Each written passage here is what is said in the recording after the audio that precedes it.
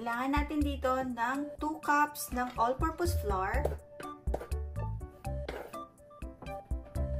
Pwede kayong gumamit din dito ng cake flour.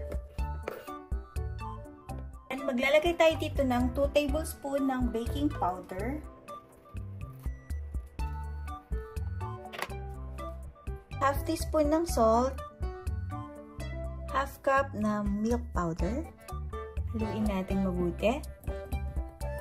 Haluin lang natin itong mabuti. Pagkatapos nating haluin, sasalain natin to.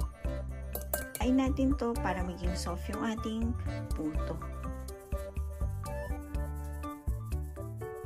Sunod natin gagawin, i-melt lang natin yung ating butter. Ilalagay ko dito sa silicone mold. Tsaka natin to tutunawin dito sa mainit na tubig.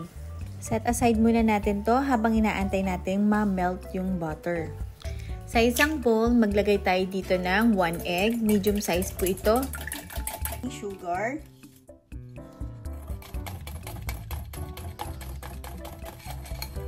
Then, lagay na natin yung 1 cup ng fresh milk.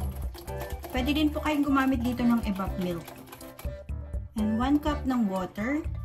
And maglalagay lang po ako dito ng vanilla essence or vanilla flavoring. Haluin ko lang po mabuti bago natin ilagay dito sa ating dry ingredients. Then, tsaka natin ito haluin mabuti. Once na nahalo na natin itong mabuti, lagay na natin dito yung ating melted butter. 2 tablespoon ng ating melted butter. Haluin natin ulit.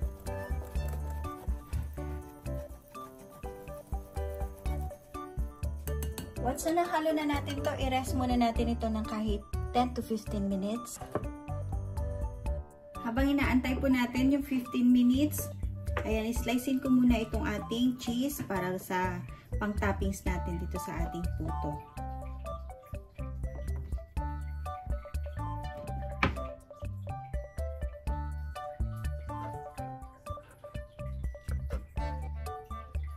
After 15 minutes, ito na po yung ating puto mixture.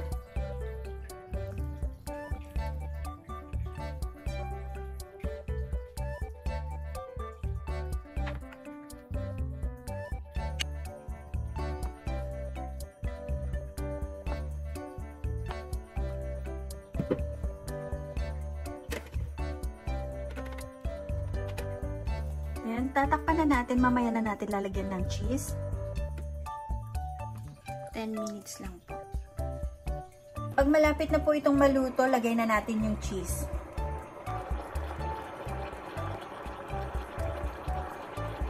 Then, tapan natin ito.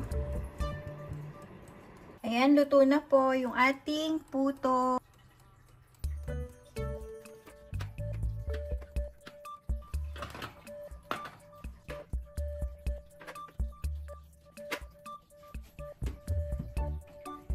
Dito sa recipe natin na to, nakagawa ako ng 28 pieces ng cheese puto. Sobrang sarap at napakalambot. Masarap na pang merienda at pwedeng-pwede din natin tong ipang negosyo. Ito lahat yung mga ingredients nitong ating cheese puto. Sana nagustuhan nyo itong ating recipe for today. Please like and share and subscribe na rin po for more videos. See you in my next video. Bye!